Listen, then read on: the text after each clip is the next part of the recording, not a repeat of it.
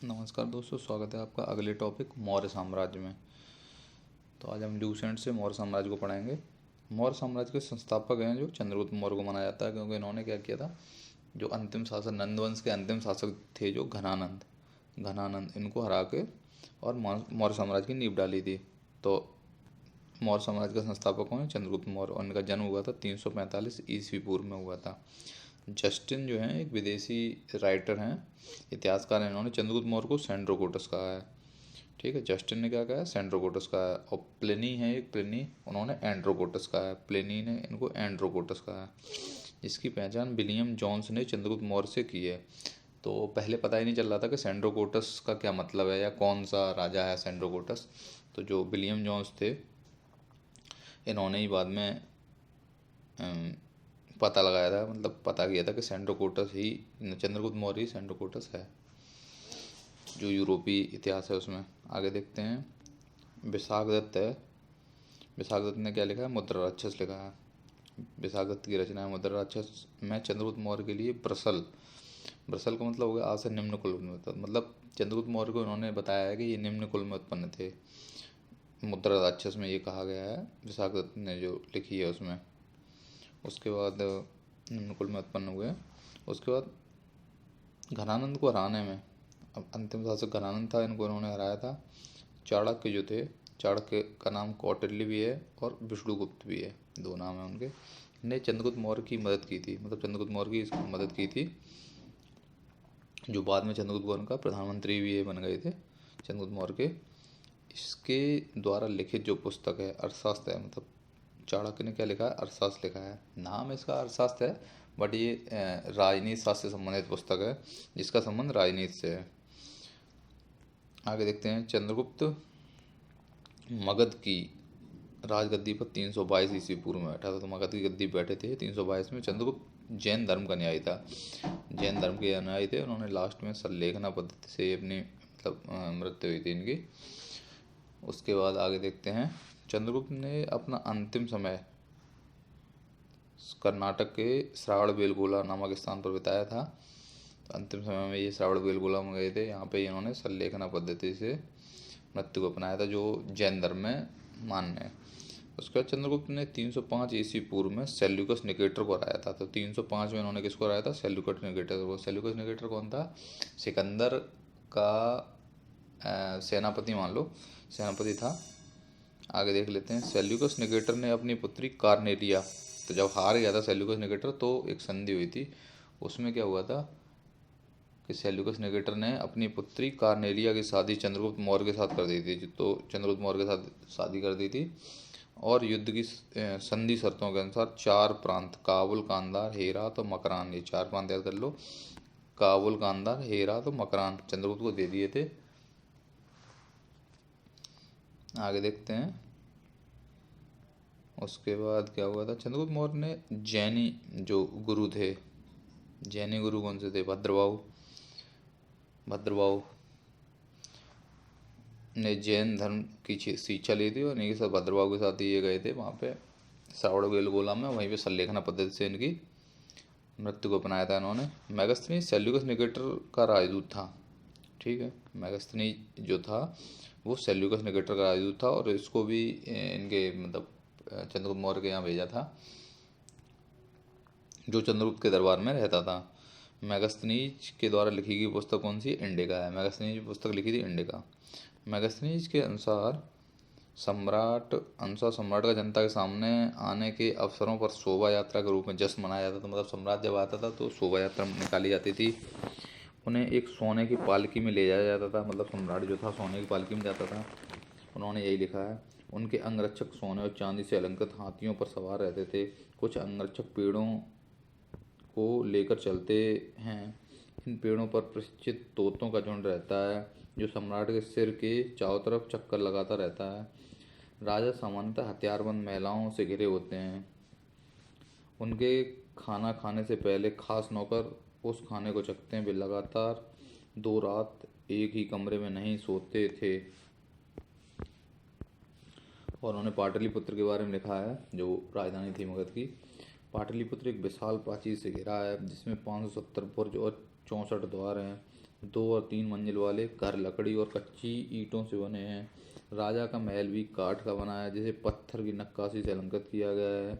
यह चारों तरफ से उद्यानों और चिड़ियों के लिए बने बसेरों से घिरा है। चंद्रगुप्त मौर्य और सेल्यूकस के बीच हुए युद्ध का वर्णन एप्पियानस ने किया है। तो एक एप्पियानस थे इतिहासकार, उन्होंने जो चंद्रगुप्त मौर्य और सेल्यूकस के बीच हुआ था युद्ध, उसका वर्णन किया है।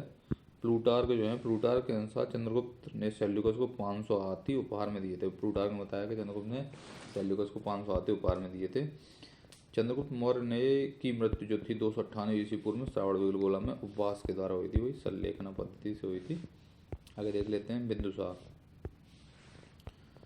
बिंदुसार क्या है? बिंदुसार इसका उत्तराधिकारी था, चंद्रगुप्त मौर्य का उत्तराधिकारी बिंदुसार था, जो 298 ईस्वी पूर्व में मगध की राजगद्दी पर बैठा था। जो 298 ईस्वी पूर्व में बैठ गया था मगध की राजगद्दी पर। अमित्रघात के नाम से बिंदुसार को जाना जाता था। मतलब अमित्रघात का मतलब होता है शत्रु का विनाश करने वाला, शत्रु विनाशक। उसके बाद बिंदुसार आजीवक संप्रदाय का अनुयायी था। तो ये आजीवक संप्रदाय का अपनाई था। और आजीवक संप्रदाय की मतलब स्थापना किसने की थी? मखली घोषाल ने। मखली घोषाल जो थे, इन्होंने आजीवक संप्रदाय की स्थापना की थी। और उन्होंने बताया था, मतलब आजीवक संप्रदाय वाले लोग जो थे वो बोलते थे कि नियति जो है वो अटल है, मतलब इसमें कुछ चेंज नहीं किया जा सकता। जो ऑलरेडी लिख रखा है भगवान जी ने वो चेंज नहीं हो सकता है इनके हिसाब से। अशोक पहले ब्राह्मण धर्म का अनुयायी था। पहले तो अशोक कौन थे? ब्राह्मण धर्म के, लेकिन बाद में किसके हो गए थे? बौद्ध धर्म के। कल्हड़ के जो राजतरंगड़ी है, कल्हड़ ने लिखी है राजतरंगड़ी, से पता चलता है कि वह शैव धर्म का उपासक था। शैव धर्म का उपासक था। निग्रोध के प्रवचन सुनकर उसे बौद्ध धर्म को अपना लिया था। तो उसमें बताया गया कि निग्रोध के जो वचन थे उनको सुनकर बौद्ध धर्म को अपना लिया था।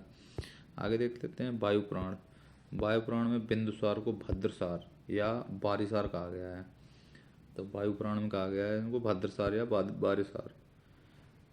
स्ट्रैबो के अनुसार सीरियन नरेश एंटियोकस ने बिंदुसार के दरबार में डाइमेकस नामक राजदूत भेजा। इसे ही मेगास्थनीज का उत्तराधिकारी माना जाता है। तो स्ट्रैम्बो हैं इतिहासकार, उनके अनुसार सीरिया का जो नरेश था एंटियोकस, उसने बिंदुसार के दरबार में एक डाइमेकस राजदूत भेजा था। और इसे ही मेगास्थनीज का उत्तराधिकारी, मतलब मेगास्थनीज के बाद कोई अगर आया था तो डाइमेकस आया था। तो याद कर सकते हैं कि एमडी मतलब पहले मेगास्थनीज आया फिर डाइमेकस आया। तो एक छोटी सी ट्रिक है। उसके बाद भेजा किसने था? तो याद रखना है सीरियन नरेश एंटियोकस ने भेजा था।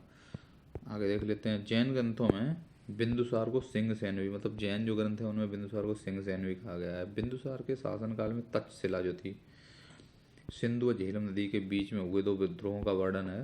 बिंदुसार के टाइम पे हुए थे। इस विद्रोह को दबाने के लिए बिंदुसार ने पहले सुसीम को भेजा था और बाद में अशोक को भेजा था, लेकिन सुसीम पूरी तरह सफल नहीं हो सका था और अशोक ने उस विद्रोह को पूरी तरह दबा दिया था।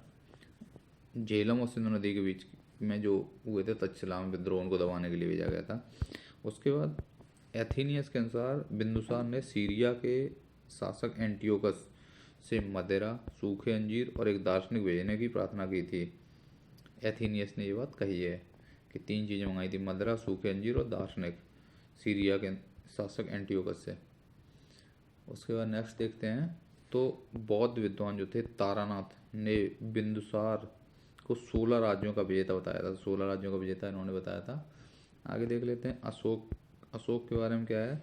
बिंदुसार का उत्तराधिकारी अशोकमान हुआ था। तो बिंदुसार का जो उत्तराधिकारी था वो कौन था? अशोकमान हुआ था, जो 269 ईस्वी पूर्व में मगध की राजगद्दी पर बैठा था। तो मगध की राजगद्दी पे 269 में बैठा था। अशोक की माता का नाम क्या था? सुब्रदांगी था। तो अशोक की माता का नाम याद कर लो, इसमें सुब्रदांगी था। दिव्य वदान के अनुसार, दिव्य वदान में दिया गया है। राजगद्दी पर बैठने के समय अशोक अवंती का राज्यपाल था। तो जब वो बैठा था उस समय वो कहाँ का राज्यपाल था? अवंती का। अवंती उज्जैनी वाला, यही। मास्की और जो गुजरा अभिलेख में अशोक का नाम अशोक ही मिलता है। तो 2 हैं, एक मास्की या गुजरा। तो याद कर सकते हो जो मास्क है वो गुर्जर ने लगा रखा है, ठीक है, तो उसमें नाम अशोक मिलता है। उसके बाद पुराणों में अशोक को अशोक वर्धन कहा गया है। तो पुराणों में अशोक को अशोक वर्धन कहा गया है। अशोक ने अपने अभिषेक के 8 वर्ष बाद लगभग 261 ईस्वी पूर्व में कलिंग पर आक्रमण किया था। तो इसने क्या किया था? 8 वर्ष के शासन के बाद किया था। कलिंग पर आक्रमण जो 13वें शिलालेख में दिया गया है।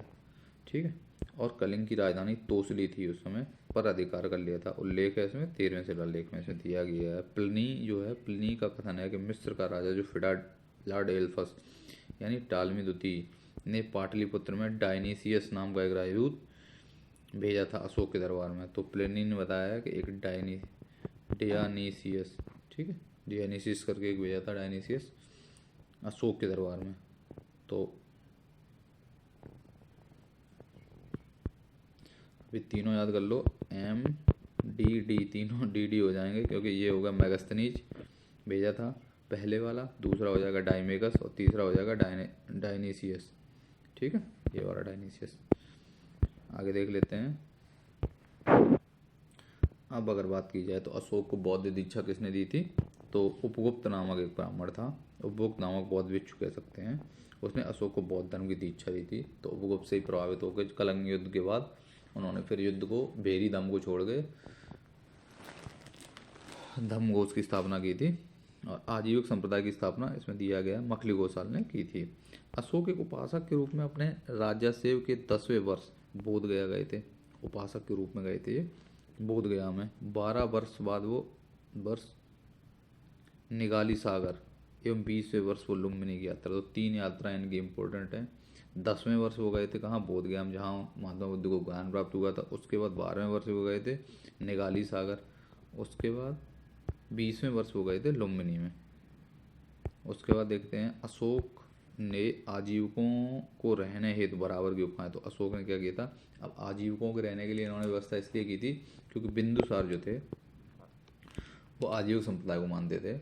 तो इन्होंने आजीविकों के रहने के लिए बराबर की पहाड़ियों में 4 गुफाओं का निर्माण करवाया था, जिनका नाम है कर्ज, चौपार, सुदामा और विश्व झोपड़ी। 4 इन्होंने बराबर की पहाड़ियाँ कटवा के उनमें गुफाएं बनवाई थी। आगे देख लेते हैं। अशोक के पौत्र दशरथ ने भी यही किया था, आजीविकों के लिए नागार्जुन गुफा, मतलब इन्होंने नागार्जुन की पहाड़ियाँ कटवा के नागार्जुन गुफा बनवाई थी। आगे देख लेते हैं। अशोक के 7वें स्तंभ लेख जो है, 7वें स्तंभ लेख में आजीविकों का उल्लेख किया गया है। तो 7वें स्तंभ लेख में आजीविकों के बारे में भी लिखा गया है तथा महामात्रों को आजीविकों के हितों का ध्यान रखने के लिए कहा गया था। तो जो इनके धम्म महामात्र थे उनको बोला गया था कि तुम आजीविकों के बारे में भी ध्यान रखोगे, उनके हितों का भी। अशोक ने बौद्ध धर्म के प्रचार के लिए अपने पुत्र महेंद्र तो पुत्री संघमित्रा को श्रीलंका भेजा था प्रचार के लिए। उसके बाद बौद्ध परंपरा में उनके लिपियों के अनुसार अशोक ने 84,000 स्तूपों का निर्माण करवाया था। तो बताया गया कि बौद्ध परंपरा में उनके लिपियों के अनुसार 84,000 स्तूप बनवाए थे अशोक ने। आगे देखते हैं। भारत में शिलालेख का प्रचलन सर्वप्रथम अशोक ने किया था।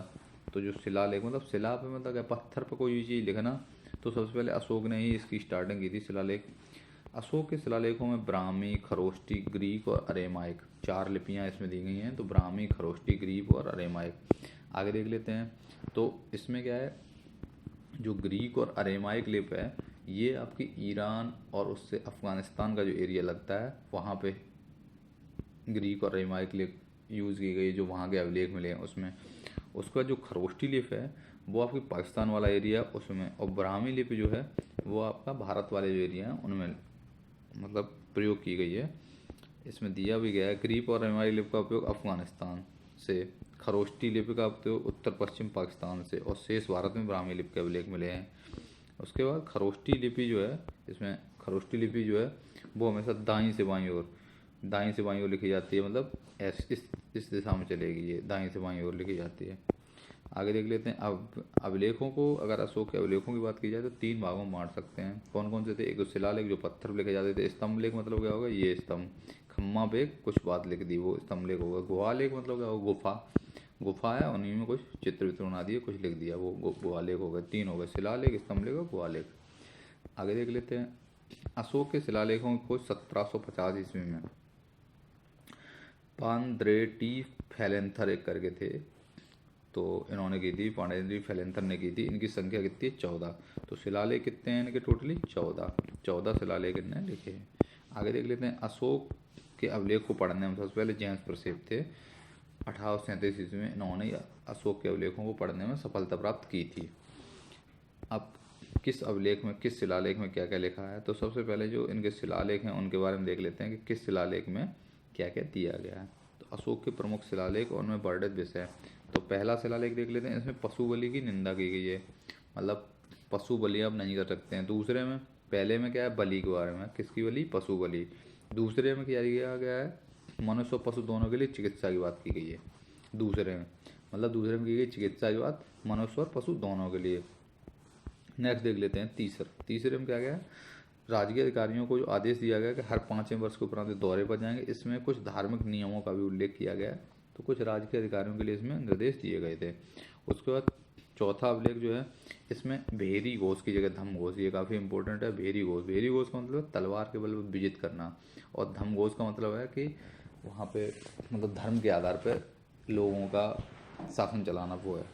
तो तलवार के आधार पर शासन न चला के धम घोष के आधार पर इन्होंने शासन चलाने की नीति को अपनाया था, तो भेरी घोष की जगह धम घोष।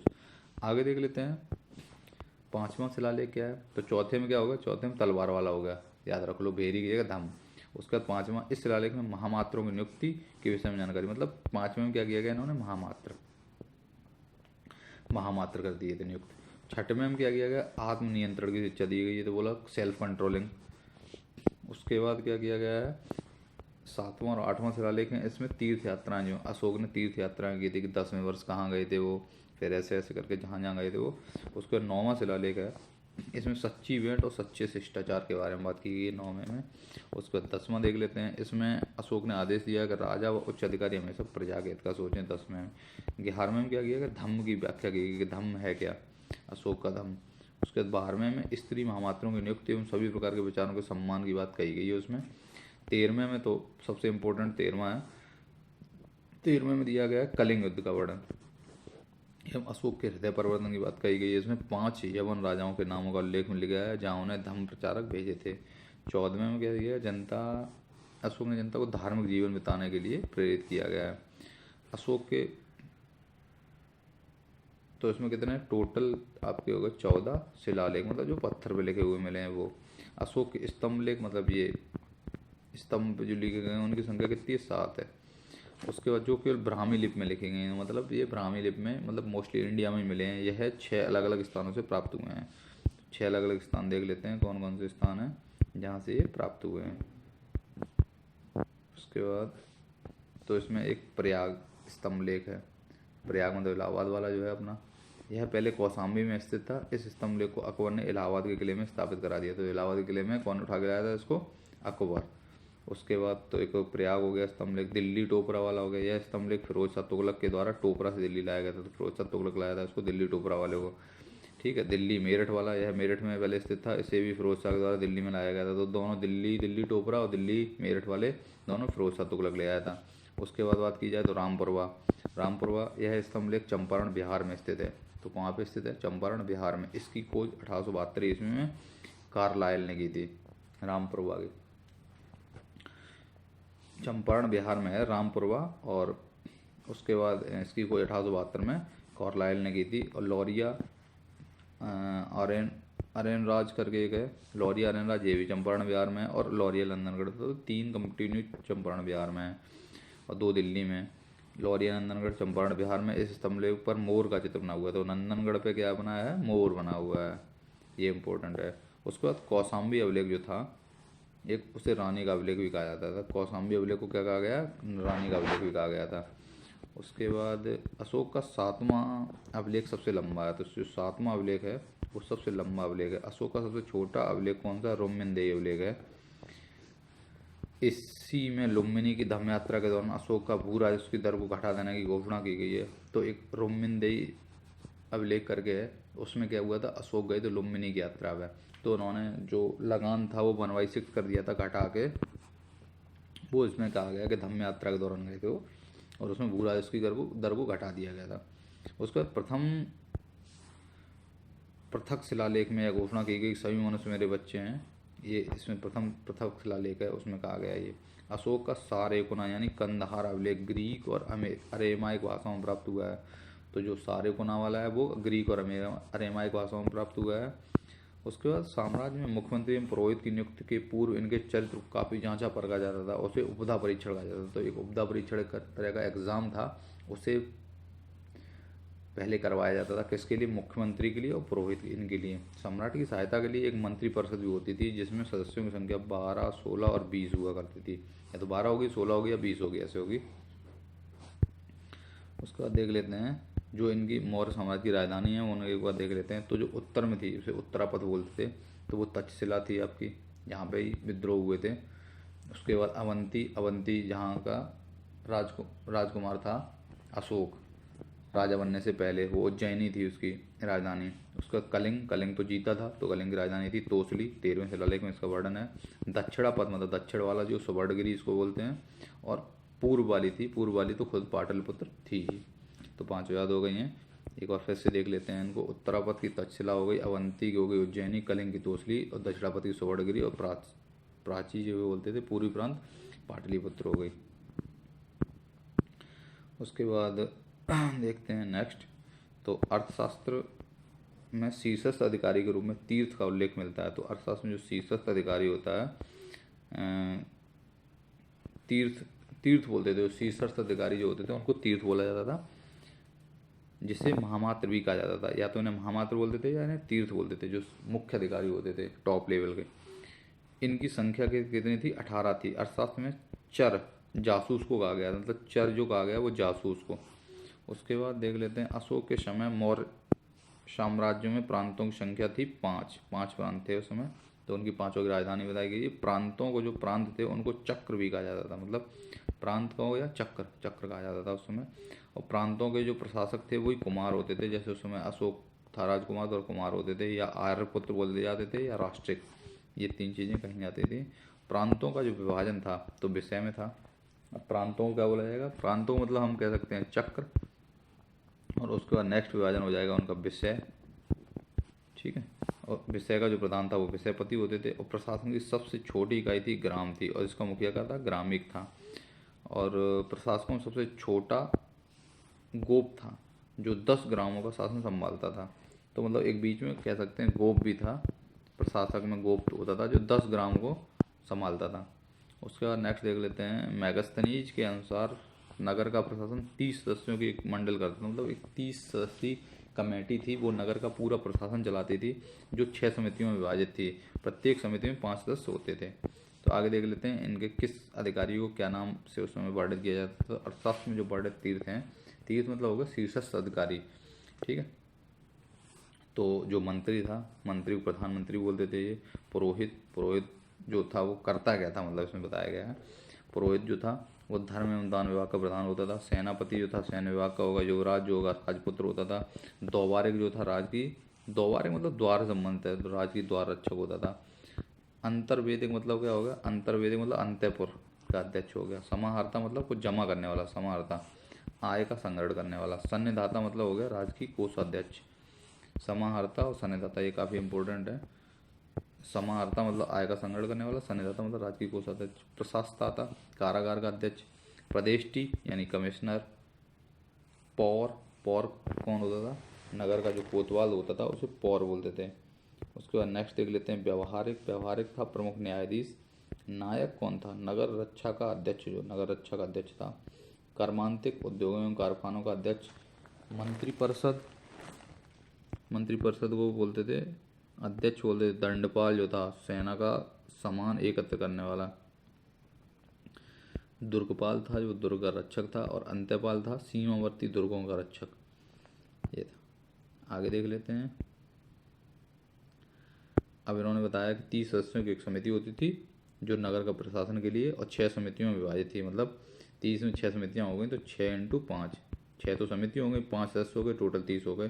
प्रत्येक समिति में 5 सदस्य होते थे। इसमें दिया गया बिक्री कर के रूप में, अगर कोई भी चीज़ आपने बिक्री की है तो बिक्री कर के रूप में 10वां भाग वसूला जाता था। 1/10 ले लिया जाता था, मतलब जो भी आपने वस्तु बेची है। इससे बचाने वाले को मृत्युदंड दिया जाता था। अगर आपने ये पार्ट बचाया तो आपको मृत्युदंड दे दिया जाएगा। मैगस्थनीज के अनुसार एग्रोनोमोई जो होते थे, एग्रोनोमोई क्या करते थे? मार्ग निर्माण अधिकारी थे। मैगस्थनीज ने ये बात बताई है, एग्रोनोमोई थे वो। जैसे PWD विभाग होता है अभी मार्ग बनाता है, ऐसे एग्रोनोमोई थे। उसके बाद आगे बात करते हैं। जस्टिन के अनुसार चंद्रगुप्त मौर्य की सेना में लगभग 50,000 अश्वरोही मतलब घोड़ा वाले थे सैनिक थे 9,000। 50,000 घोड़ा वाले सैनिक थे और 9,000 हाथी थे और 8,000 रथ थे। आगे देख लेते हैं। जस्टिन नामक यूनानी लेखक जो था, जस्टिन नामक यूनानी लेखक के अनुसार चंद्रगुप्त ने अपनी 6 लाख की फौज से सारे भारत को, जस्टिन ने ये बात कही है, सारे भारत को रौंद दिया था। यह बात सही भी हो सकती है और नहीं भी, लेकिन यह सही है कि चंद्रगुप्त ने पश्चिमोत्तर भारत में सेल्यूकस की गुलामी से मुक्त कर दिया था। तो सेल्यूकस निकेटर की जो गुलामी थी उसको पश्चिमोत्तर भारत को वहाँ से मुक्त कर दिया था। तो काफ़ी पावरफुल राजा कह सकते हैं। ये बात सही है, कितनी सही है नहीं है ये नहीं बता सकते, क्योंकि जस्टिन ने ये बात कही है अपनी। आगे देख लेते हैं। युद्ध क्षेत्र में सेना का नेतृत्व करने वाला अधिकारी नायक बोलते थे। उसके बाद सैन्य विभाग का सबसे बड़ा अधिकारी सेनापति होता था सैन्य विभाग का। उसके बाद प्लिनी नामक यूनानी लेखक के अनुसार चंद्रगुप्त की सेना में 60,000 पैदल सिपाही, 30,000 घुड़सवार और 9,000 हाथी थे। तो अलग अलग बताया है, जैसे मान लो इसने प्लिनी ने कुछ बताया है और जस्टिन ने कुछ बताया। मेगस्थनी के अनुसार मौर्य सेना का रख रखाव 5 सदस्यीय यानी 6 समितियाँ करती थीं। आगे देख लेते हैं। मौर्य प्रशासन में गुप्तचर विभाग महामात्य सर्प, गुप्तचर विभाग को बोलते थे महामात्य सर्प नामक आमात्य के अधीन था। अर्थशास्त्र में गुप्तचर को गूढ़ पुरुष मतलब अर्थशास्त्र में कहा गया गुप्तचर को गूढ़ पुरुष कहा गया था। साथ ही एक स्थान पर रहकर काम करने वाले गुप्तचर को क्या कहा गया है, जो एक स्थान पर रहते हैं उनको क्या कहा गया है, संस्था कहा गया है। और जो घूम घूम कर भ्रमण करते रहते हैं उनको कहा गया संचार। तो आगे देख लेते हैं एक बार कि कौन कौन सी समितियां थीं और क्या क्या कार्य थे। तो जो 6 समितियों की बात की गई है प्रशासनिक समितियां, तो प्रथम समिति थी वो उद्योग और शिल्प कार्य का निरीक्षण करती थी, मतलब उद्योग बनाने शिल्प कार्य वगैरह। द्वितीय थी विदेशियों की देखभाल, द्वितीय मतलब विदेशी, ठीक है, दा इसमें और दा इसमें तो विदेशी से। तृतीय, अब तृतीय एक बार क्वेश्चन में भी आया है, तो तृतीय क्या हो जाएगी, तृतीय हो जाएगी जन्म मरण का विरोध रखती थी तृतीय। चतुर्थ हो जाएगी व्यापार और वाणिज्य का, और पंचम हो जाएगी आपकी निर्मित वस्तुओं के विक्रय का निरीक्षण, और छठवीं जो है वो बिक्री कर का वसूल करेगी। आगे देख लेते हैं। सैन्य समिति और उनके कार्य क्या क्या हैं। सैन्य समिति हैं तो कौन कौन सी, उसमें भी 6 समितियां थीं। तो पहली थी जल, पानी से स्टार्ट करने की जल सेना की व्यवस्था। द्वितीय थी यातायात और रसद, खाने पीने की। तृतीय थी पैदल। चतुर्थ थी अश्वारोही, मतलब घोड़े के 4 पैर होते हैं तो चतुर्थ याद कर लो इससे। पंचम थी गज सेना। उसके बाद क्योंकि हाथी में एक सूंड भी होती है एक्स्ट्रा, तो पंचम इससे कर सकते हो कि उसके 5 पैर टाइप हो गए। और षष्ठ थी रथ सेना, ठीक है। आगे देख लेते हैं। अशोक के समय जनपदीय न्यायालय के न्यायाधीश को राजोग, मतलब जो जनपदीय न्यायालय का न्यायाधीश था तो न्यायाधीश को क्या बोलते थे, राजोग बोलते थे अशोक के टाइम पे। आगे देख लेते हैं। सरकारी भूमि को सीता भूमि, जो मतलब सरकारी भूमि थी उसे सीता भूमि कहा जाता था। बिना वर्षा के अच्छी खेती होने वाली भूमि को अदेव मात्रक कहा जाता था। तो बिना वर्षा की अच्छी भूमि हो जा रही है, मतलब खेती हो जा रही है, तो अदेव मात्रक। उसके बाद मेगस्थनी, जो भारतीय समाज को 7 वर्गों में विभाजित किया जाता। कौन कौन से थे, मेगस्थनी ने किया था 7 वर्गों में, लेकिन इन्होंने तो 4 ही वर्गों में किया था कौटिल्य ने। तो कौन कौन से थे, दार्शनिक थे, किसान थे, अहीर थे, कारीगर थे, सैनिक थे, निरीक्षर थे और सभासद थे। इतने इन्होंने वर्गों में बांटा था। स्वतंत्र वैश्यावृत्ति को अपनाने वाली महिला को रूपा जीवा, तो मतलब वैश्यावृत्ति उस समय भी थी और स्वतंत्र जो अपनाते थे उनको रूपा जीवा कहा जाता था। उसके बाद नंद वंश के विनाश करने में चंद्रगुप्त मौर्य ने कश्मीर के राजा पर्वतक की से सहायता प्राप्त की थी। मतलब जब नंद वंश के शासक घनानंद को हराया था तो उन्होंने कश्मीर के जो राजा थे पर्वतक से सहायता भी प्राप्त की थी। मौर्य शासन 137 वर्षों तक रहा था। तो मौर्य शासन कितने, 137 वर्षों तक रहा था। भागवत पुराण के अनुसार मौर्य वंश में 10 राजा हुए, जबकि वायु पुराण के अनुसार 9 राजा हुए। तो भागवत में 10 राजा बताए गए हैं और वायु पुराण में 9 राजा बताए गए हैं। मौर्य वंश का अंतिम शासक कौन था, बृहद्रथ था। इसकी हत्या इसके सेनापति पुष्यमित्र शुंग ने कर दी थी, 185 ईस्वी पूर्व में कर दी थी, और मगध पर शुंग वंश की नींव डाली थी। एक अशोकाराम विहार जो है पाटलिपुत्र में है। तो अशोकाराम विहार कहाँ पे है, पाटलिपुत्र में है।